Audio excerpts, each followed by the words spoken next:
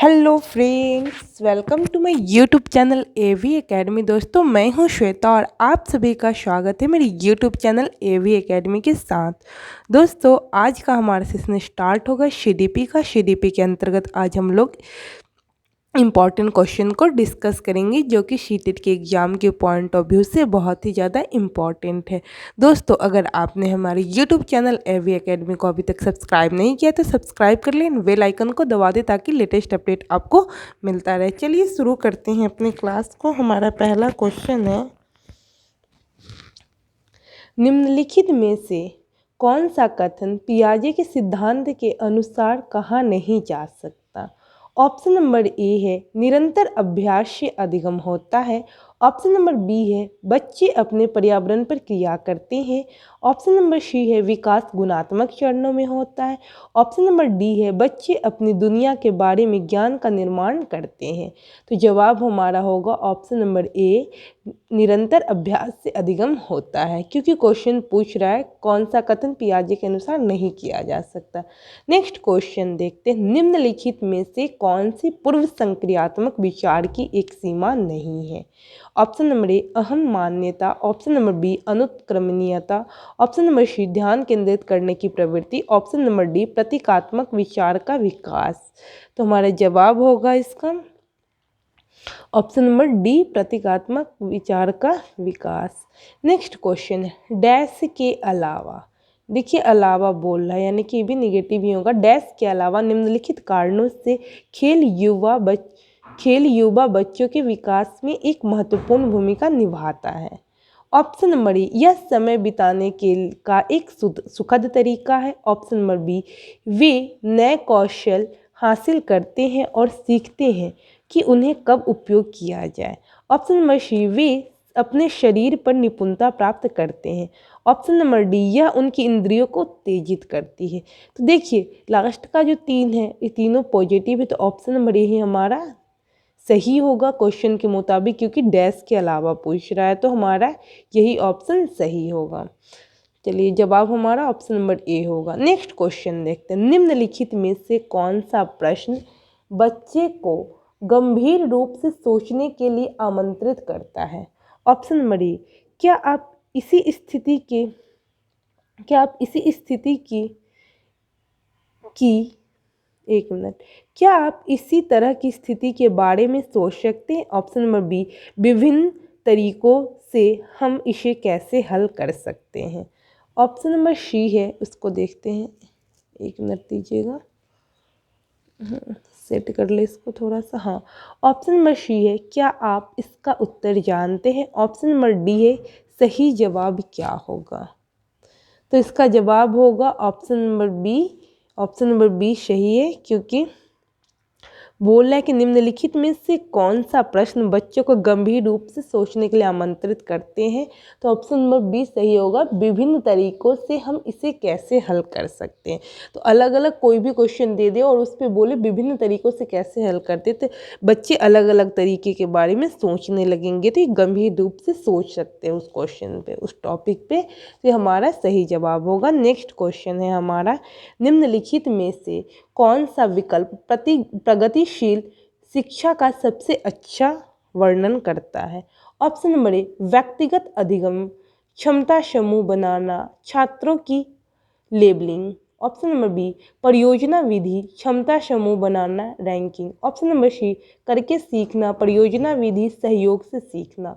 Option number D thematic इकाइयाँ, नियमित इकाई परीक्षण, रैंकिंग। तो हमारा जवाब क्या होगा, सो बताइए। ऑप्शन नंबर सी हमारा जवाब होगा करके सीखना, परियोजना विधि और सहयोग से सीखना। नेक्स्ट क्वेश्चन है, प्रगतिशील शिक्षा के बारे में निम्नलिखित में से कौन सा कथन बताता है शिक्षा स्वयं ही जीवन है। ऑप्शन नंबर ए स्कूलों में शिक्षा सामाजिक और प्राकृतिक दुनिया को प्रतिबिंबित करे। ऑप्शन नंबर बी जीवन सच्चा शिक्षक है। ऑप्शन नंबर सी स्कूल शिक्षा को यथासंभव लंबे समय तक जारी रखना चाहिए। ऑप्शन नंबर डी स्कूलों की आवश्यकता नहीं है, बच्चे अपने जीवन के अनुभवों को से सीख सकते हैं। तो हमारा जवाब होगा ऑप्शन नंबर ए स्कूलों में शिक्षा सामाजिक और प्राकृतिक दुनिया को प्रतिबिंबित करें। चलिए नेक्स्ट क्वेश्चन देखते हैं क्या है हमारा नेक्स्ट क्वेश्चन। कोहलबर्ग के सिद्धांत के योगदान के रूप में निम्नलिखित में से कौन किसे माना जा सकता है। ऑप्शन नंबर ए, यह नैतिक तर्क और कार्रवाई के बीच एक स्पष्ट संबंध संबंधित करता है। ऑप्शन नंबर बी, उनका विश्वास है कि बच्चे नैतिक दार्शनिक है। ऑप्शन नंबर सी, उनके सिद्धांत के संज्ञानात्मक परिपक्वता और नैतिक परिपक्वता के बीच एक सहयोग का समर्थन करे। ऑप्शन किया है ऑप्शन नंबर डी, इस सिद्धांत में विस्तृत परीक्षण प्रक्रियाएं हैं। तो जवाब क्या होगा इसका। ऑप्शन नंबर ए हमारा जवाब होगा, यह नैतिक तर्क और कार्रवाई के बीच एक स्पष्ट संबंध स्थापित करता है। क्योंकि कोहल वर्ग की बात की जाए तो नैतिक तर्क ना आप लोग को ध्यान में आ ही जाता है, तो यही बात है यह नैतिक तर्क और कार्रवाई के बीच एक स्पष्ट संबंध स्थापित करता है। चलिए नेक्स्ट क्वेश्चन देखते हैं हम लोग। नेक्स्ट क्वेश्चन है हमारा, निकटवर्ती विकास का क्षेत्र संदर्भित करता है। क्या संदर्भित कर रहा है सो देखते हैं। ऑप्शन नंबर ए, यह संदर्भ को जिसमें बच्चे सहयोग के सही स्तर के साथ कोई कार्य लगभग स्वयं कर सकते हैं। ऑप्शन नंबर बी, उस सीखने के बिंदु को जब सहयोग वापस लिया जा सकता है। ऑप्शन नंबर सी, उस चरण को जब अधिकतम विकास संभव है। ऑप्शन नंबर डी, उस विकासात्मक चरण को जब बच्चा सीखने की पूरी जिम्मेदारी लेता है। तो क्या होगा जवाब हमारा इसका। ऑप्शन नंबर ए, क्योंकि बोल क्या रहे निकटवर्ती विकास का क्षेत्र संदर्भित करता है। तो क्या संदर्भित करता है, तो एक संदर्भ को जिसमें बच्चे सहयोग के सही स्तर के साथ कोई कार्य लगभग स्वयं कर सकते हैं। तो चलिए नेक्स्ट क्वेश्चन देखते हैं। एक उभयलिंग व्यक्ति है, क्या होगा एक उभयलिंग व्यक्ति क्या है। ऑप्शन नंबर ए, में दृढ़ और अहंकारी होने की आदत है। ऑप्शन नंबर बी क्या है, समाज में प्रचलित रूढ़िवादी लिंग भूमिका का पालन करता है। ऑप्शन नंबर सी, स्त्री लक्षणों वाले पुरुष को संदर्भित करता है। ऑप्शन नंबर डी में आमतौर पर माने गए मर्दाना और स्त्री गुणों का समायोजन है। तो क्या जवाब होगा इसका हमारा इस क्वेश्चन का जवाब होगा ऑप्शन नंबर डी, क्योंकि क्वेश्चन पूछ रहे एक उभयलिंग व्यक्ति क्या है। उभयलिंग कह रहा है, स्त्रीलिंग पुल्लिंग नहीं, उभयलिंग कह रहा है। तो उभयलिंग वही होता है जिसमें स्त्री और पुल्लिंग दोनों का लक्षण मिलता हो। तो ये क्या है, में आमतौर पर माने गए मर्दाना और स्त्री गुणों का समायोजन हो रहा है। मर्दाना यानी पुरुष और स्त्री दोनों गुणों का समायोजन हो, उसी को हम उभयलिंग कहते हैं। चलिए नेक्स्ट क्वेश्चन हम देखते हैं। नेक्स्ट क्वेश्चन हमारा है,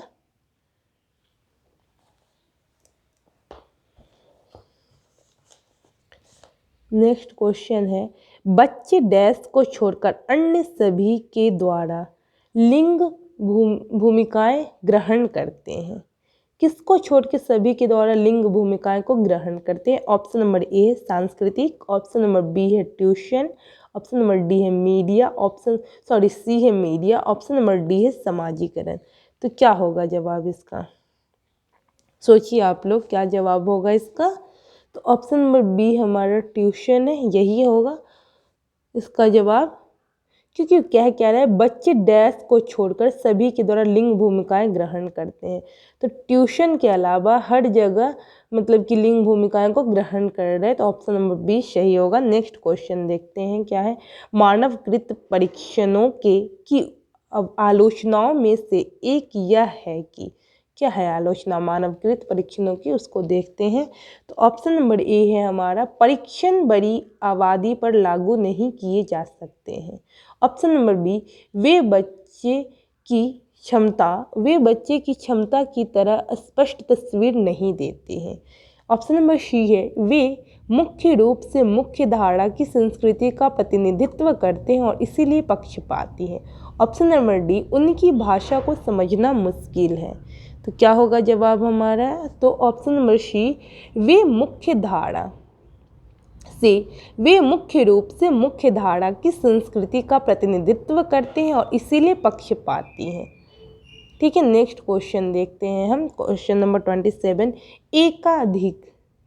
एकाधिक बुद्धिमानी का सिद्धांत एकाधिक बुद्धिमानी का सिद्धांत कहता है कि option number A paper pencil परीक्षण की सहायक नहीं, पेपर पेंसिल परीक्षण सहायक नहीं है।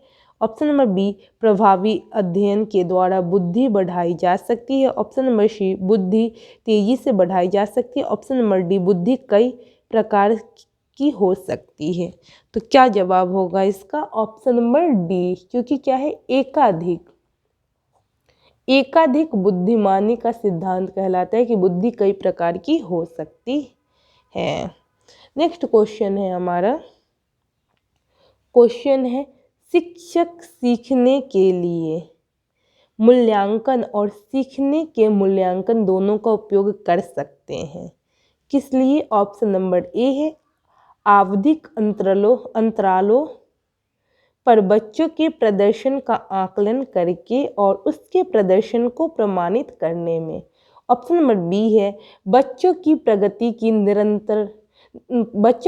की निगरानी करने और उनके सीखने के अंतराल को भरने के लिए उचित लक्ष्य निर्धारित करने में। ऑप्शन नंबर सी है बच्चों की प्रगति और उपलब्धि स्तर को जानने में।